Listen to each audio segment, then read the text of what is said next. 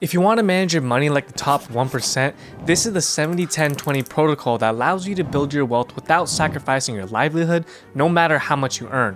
It's a framework that puts the personal finance because it doesn't matter if you make $500K a year or 50, the three rules never change. First, no matter how much you earn, you're only allowed to spend a maximum of 70% of every dollar you make on your expenses, like buying things that you need to live, like your housing, food, transportation, and things that you don't necessarily need, like your vacation, phone upgrades, and fun activities. 70% is the max, so if you can spend less, do that. But unlike most finance gurus out here, I like to be realistic. A big mistake people make when they try to get their money life together is that they try to cut all the expenses as low as possible. Unless you're an Amish living off the grid, this thinking won't last long because life is a long pay-to-play game. There will always be bills to pay and things to do. The key is to follow a system that allows you to build your wealth while giving you some cheat days to ensure that you don't hate your life or give up right away. Like imagine if you're trying to lose weight and you immediately start only eating 1,000 calories. That's just not realistic. That's why the 70% limit is so great, because it gives you enough wiggle room to be flexible while forcing you to dig deep and ask the hard questions about money, like how can I make the most out of my dollar? If you know you have a certain amount to spend, you'll start to look for things that are more bang for your buck, like organic whole food chicken or $5 Costco rotisserie, an expensive designer shirt from Gucci, or a bulk pack from Costco. If you can't tell, we love Costco. And second, is this purchase really worth it to me? Is buying a $15 Chipotle bowl for the 4th time this month really that important to you? Or is that new car really worth the $700 monthly payment? Do you get enough value out of it to justify that recurring bill? Or can that money be better spent elsewhere, like on a plane ticket traveling the world, or paying off your credit card bill that keeps you up at night? You got 70%. You can do whatever you want, but just not everything you want. So you need to learn how to pick your battles and choose what really matters to you. Next, 10% of every dollar that you make goes into a fail-safe fund that will act as a cushion between you and the horrors that life may throw at you. There's a study done earlier this year that found that 44% of Americans couldn't handle a $1,000 emergency. That's almost half the population that would be screwed if their car breaks down or if they break their thumb. We want to be part of the other 56% so that if shit hits the fan, we'll be okay. And it's not about just having the money, it's about what it does with our mindset. When you have a financial cushion, your stress levels immediately drop because you know that if something happens, you'll be okay. Just think about all the money-related worries that haunt your brain when you're trying to sleep at night. How are you going to pay rents, your bills, afford your groceries? How are you going to be able to retire? Now, add that with the unstable economy, the rising inflation, rising layoffs. Your stress levels, whether you realize it or not, intensifies due to that insecurity of not having, a fall safe, a backup plan. So by having money saved up, you can approach life with a clearer head without worrying about all the what ifs. Because we know about life, there's a lot of them. Second, with this peace of mind, taking financial risk becomes less scary.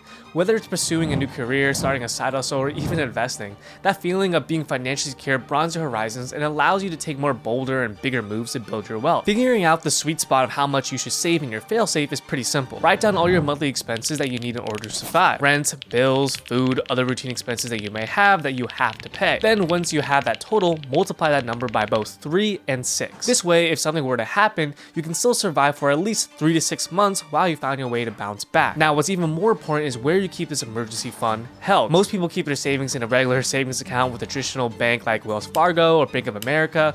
However, there are way better options to store your savings that are equally as safe and will help you build your wealth way faster while keeping your savings intact. They're called high-yield savings account, and they can give you up to 5% interest on your savings rather than a measly 0.46% that the big banks give you. So if you have $10,000 in your fail-safe, a HYSA will give you $500, while a traditional bank will give you $46. Yeah.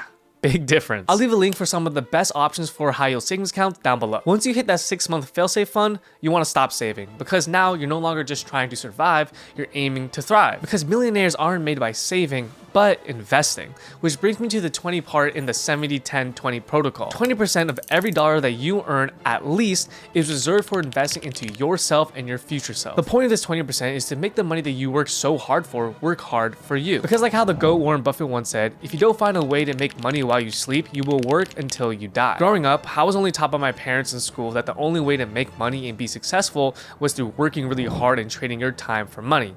Get good grades, get a high-paying job, and then save what you can. But if that's true, then why are there people who have really high-paying jobs but are still living paycheck to paycheck and don't retire until they're 70 years old? And that's because the really rich don't just make money from their jobs, but investing into assets. They know that we only have so much time in a day, so if you only make money by trading your time for money, you'll never build true wealth because we only have 24 hours in a day, so there's only so much money that you can make.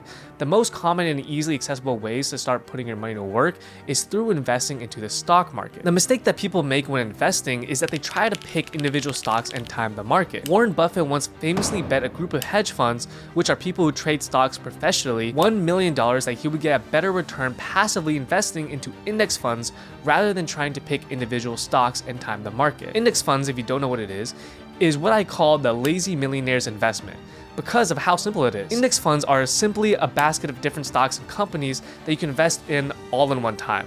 So instead of doing a bunch of research and calculations trying to find one specific company or stock that is going to outperform, the rest of the stock market, you spread your money across multiple different companies all at one time. That way, you don't put all your eggs in one basket and you can spread your risk out. For example, VOO is Vanguard's S&P 500 index fund that tracks the top 500 traded companies in the US stock market. So if you have $100 into it, that money is distributed between Meta, Google, Nvidia, and 494 other great companies. So over the course of 10 years, the hedge fund that Warren Buffett bet against saw a return of 36% while trying to actively trade and time the market, while Warren Buffett saw a return of 125% while passively investing into S&P 500 index fund. Ever since I heard about this story, passively investing in index funds has been my main strategy ever since I started investing at 19 years old. Every month, I automate a couple $100s into index funds whether the stock market is up or down. Because I'm not trying to time the market, I just want to put as much money into it as possible. If you don't believe me, here's my portfolio and here's the result.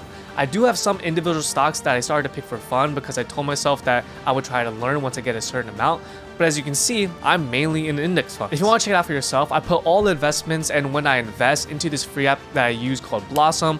I'll leave a link to it down below so you can see it for yourself. By making sure you're investing, you are setting your future self up because now you have assets that are now working hard for you to build your wealth. However, the asset that will give you the most biggest return on your money isn't stocks. It's you. Whether you have a business or a corporate job, your skills and capabilities is what determines how much money you make and for how long. So investing in yourself will always pay off because the more valuable you become, the more you will make over time. So if there's any opportunities for you to increase your earning potential, go for it. Go get that degree, go get that certification, buy that course, get that business equipment, whatever it is. Look at yourself like a video game character that you can upgrade over time, get better skills, better gear, and more experience. But here's the thing. Even if you're doing all the right things, you're following the spending 70-10-20 protocol, you're investing in yourself, it might still feel like you're slipping up and taking one step forward and 2 steps back. Now, this is because there are 6 habits that can keep you broke forever, no matter how much effort you put in. So if you want to break those habits, click here to watch my last video where I break down those 6 exact habits that keep you broke and how to avoid them. And if you enjoyed, please like and subscribe, and of course, till next time.